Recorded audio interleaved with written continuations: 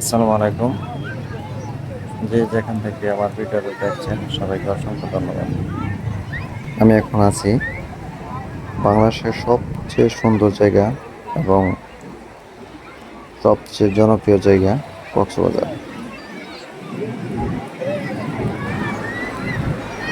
কক্সবাজার শুধু একটা পর্যটক জায়গা না, আমি মনে করি এটা মানসিক শান্তির একটা রিচার্জ স্টেশন।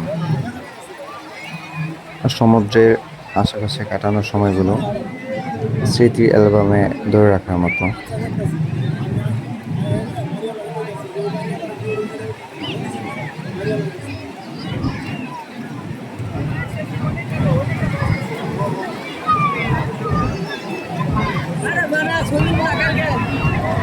প্রাকৃতির এই বিশালতার মাঝে দাঁড়ালে নিজের সব চিন্তা ভাবনা কেমন জানি অনেক ছোট মনে হয়।